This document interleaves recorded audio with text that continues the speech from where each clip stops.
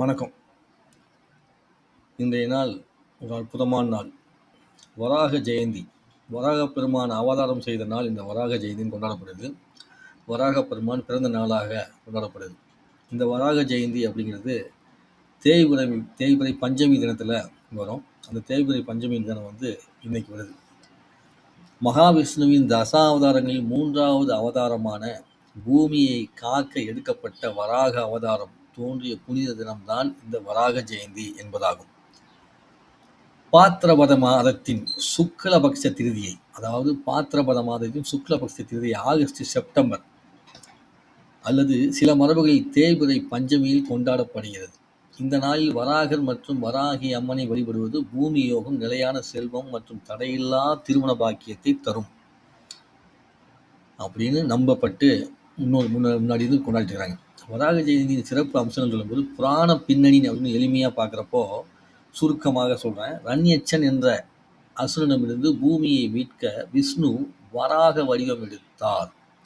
வராகம் என்பது பன்றி அப்படின்னு சொல்லி அர்த்தம். பன்றி முகம் கொண்டு மனித உடல் கொண்டு எடுத்த அவதாரமே வராக அவதாரம். சமுத்திரத்தில் மறைத்து வைக்கப்பட்டிருந்த பூமியை தன் கொம்புகளால் மேலே தூக்கி வந்து காத்தாராமா இந்த வராகமூர்த்தி. வராக ஜெயந்தி அன்னைக்கு சிறப்பு பூஜைகள், வராக கவசம் மற்றும் விஷ்ணு சகஸ்ர நாமம் பாராயணம் செய்வது சிறந்திருக்கிறாங்க. சில கோயில்களில் இருக்கக்கூடிய மகாவிஷ்ணு இல்லைன்னா பெருமாள் யாராவது இருந்தாங்க அப்படின்னா, ஒரு சில இடத்துல லட்சுமி இருந்தால் கூட அவங்களுக்கு என்ன பண்ணுவாங்கன்னா, இந்த வராகருடைய கவசத்தை போட்டு வராக மூர்த்தியாகவே அவங்க அலங்காரம் பண்ணுவாங்க. அப்படி அலங்காரம் பண்ணி அங்கே பூஜை நடக்க தொடங்கும். சில இடத்துல தனியாகவே வராகமூர்த்தி இருப்பார். பலன்கள்: இந்த நாளில் வராகரை வழிபடுவதன் மூலம் வாழ்வில் உள்ள அனைத்து தடைகளும் நீங்கி, கடன் தொல்லை நீங்கி, செல்வம் மற்றும் புகழ் பெருகும் என நம்பப்படுகிறது. ஸ்ரீமுஷ்ணம் போன்ற வராகர் இருக்கக்கூடிய கோயிலில் போய் வணங்குறது அப்படிங்கிறது ரொம்ப ரொம்ப சிறப்பு.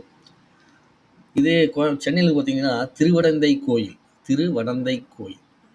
அதை குறிப்பாக சென்னையில் எப்படி சொன்னால் திருவடிந்தைன்னு சொல்லுவாங்க. திருவடிந்தை கோவில் சென்னைக்கு அருகில் உள்ள திருவிடந்தை நித்திய கல்யாண பெருமாள் கோவில் இந்த நாள் சிறப்பாக கொண்டாடப்படுகிறது.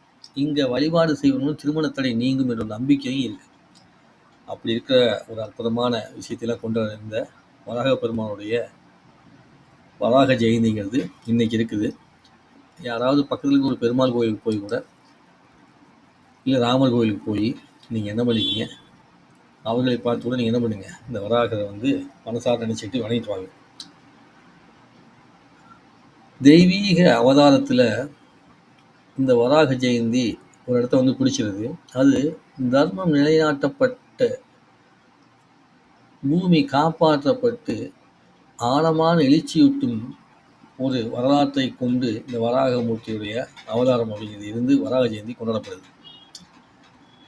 விஷ்ணு பகவான் தனது வராக அவதாரத்தில் தோன்றிய புனிதமான நாளை பத்ரபாத மாதத்தின் வளர்பிறையின் 3ஆம் நாளில் கொண்டாடுறாங்களாம், அல்லது தேய்பிறை பஞ்சமி திதியில் கொண்டாடுறாங்க.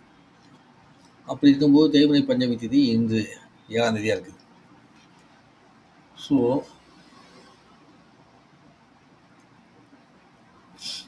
புராணங்கள் படி பெரிய கதையாக சொன்னா, ஆரம்ப நாட்களில் அநீதியும் குழப்பமும் நிலவிய போது ரண்யக்ஷன் என்ற வலிமையும் அகங்காரம் கொண்ட அசுரன் பூமியை எடுத்துகிட்டு போய் பாதாள லோகத்தில் மறைச்சி வச்சுட்டான். இப்போ நமக்கு பாதாள லோகம் இருக்குன்னா தெரியாது, அது கடலுக்கு அடியில் இருக்கிறதா சொல்லிக்கிறாங்க. கடலே பூமியில் தானே இருக்குது. அப்படிங்கும்போது அந்த காலத்தில் கடல் தனியாக இருக்குமோ அப்படிங்கிற மாதிரி ஒரு சந்தேகம். பாதாளத்தில் மறைத்து வைத்து விட்டான். இந்த அசுரனின் கிரண்யகசிபுவின் சகோதரன் ஆவான். கிரண்யகசிபோட சகோதரன் தான் இந்த கிரண்யக்ஷன் அப்படிங்கிறது. பிரம்மனிடம் வரம் பெற்று அவன் மிகவும் சக்தி வாய்ந்தவனாக மாறியிருந்தான். அவன் தேவர்களை தோற்கடித்து 3 உலகங்களும் பயங்கரவாதத்தை பரப்பத் தொடங்கினான். பூமியில் நீரில் மூழ்கி சமநிலை குலைந்த போது தேவர்கள் அனைவரும் விஷ்ணு பகவானிடம் அடைக்கலம் புகுந்து இந்த நெருக்கடியில் இருந்து தங்களை காப்பாற்றும்படி அவரிடம் வேண்டினர்.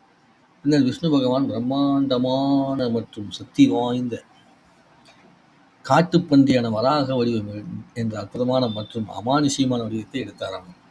இந்த வடிவம் பாதி பன்றி பாதி மனிதனாகும். இப்படி எடுத்த அந்த அவதாரத்துக்கு பேர் தான் வராக அவதாரம், வராக ஜெயந்தி அப்படின்னு சொல்லப்படுது. வராக பெருமான் தோன்றிய போது ஒரு கஜனை எல்லா திசையிலும் எதிரொலித்ததாகும். வானத்திலும் பூமியிலும் மகிழ்ச்சியை தூண்டியது. வராகப் பெருமான் பூமியை தனது பிரம்மாண்டமான தந்தங்களினால் தாங்கி பாதாள உலகத்திலிருந்து மேலே கொண்டு வந்து பிரபஞ்சத்தில் மீண்டும் சேர்த்தார். பூமியை காப்பாற்றிய பிறகு வராகப் பெருமான் இரண்யகசுடன் போரிட்டார். இந்த போர் ஆயிரக்கணக்கான ஆண்டுகள் நீடித்தது. இறுதியில் வராகப் பெருமான் அந்த அசுரனை கொன்று தர்மத்தை நிலைநாட்டினார். இந்த மாபெரும் போரின் கதையும் பூமியின் மீட்பும் விஷ்ணு புராணம், பாகவத புராணம் மற்றும் மத்தியசிய புராணம் ஆகியவற்றில் மிகுந்த உணர்ச்சியுடன் விவரிக்கப்பட்டுள்ளன. தர்மம் ஆபத்தில் இருக்கும் போதெல்லாம் உலகை காக்க கடவுளே அவதாரம் எடுக்கின்றார் என்ற செய்தியை இந்த அவதாரம் உணர்த்துகிறது. வராக ஜெயந்தி அன்று பக்தர்கள் விரதம் இருந்து வராக பெருமானை வழிபட்டு விஷ்ணு சகஸ்ரநாமத்தை பாராயணம் செய்கிறார்கள். பூமி தாயின் விடுதலை மற்றும் மீட்சியின் அடையாளமாக இந்நாள் இருப்பதால் அவளும் சிறப்பாக வழிபடப்படுகிறாள் என்று கூறுகிறார். வராக ஜெயந்தி அன்று விரதம் இருந்து வழிபடுவது அனைத்து துன்பங்களிலிருந்தும் நிவாரணம் அளிக்கும்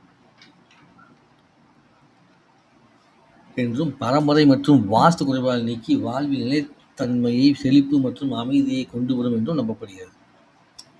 ஸோ இந்த வராக ஜெயந்தியை நீங்கள் அனைவரும் பயன்படுத்தி கொண்டாடி மகிழ்வோடு வாழ்வீர்களாக. தொடர்ந்து சேனலை சப்ஸ்கிரைப் பண்ணுங்கள், லைக் பண்ணுங்கள், கமெண்ட் பண்ணுங்கள். மீண்டும் போயிருங்க. நம்ம தந்தையரா. நன்றி, வணக்கம். சேனல் லைக் பண்ணுங்கள், சப்ஸ்கிரைப் பண்ணுங்கள், கமெண்ட்ஸ் பண்ணுங்கள், நோட் பண்ணிக்கங்க. மேலும் உங்களுக்கு ஏதாவது தனிப்பட்ட முறையில் ஜோதிடம் பார்க்கணுன்னாலோ, வாஸ்து பார்க்கணுன்னாலோ, மருத்துவ ஆலோசனை தேவைப்பட்டாலோ நீங்கள் என்ன பண்ணலாம், டிஸ்கிரிப்ஷனில் கூடிய வாட்ஸ்அப் நம்பர் தொடர்பு கொண்டு கேட்டு தெரிஞ்சுக்கலாம். நன்றி.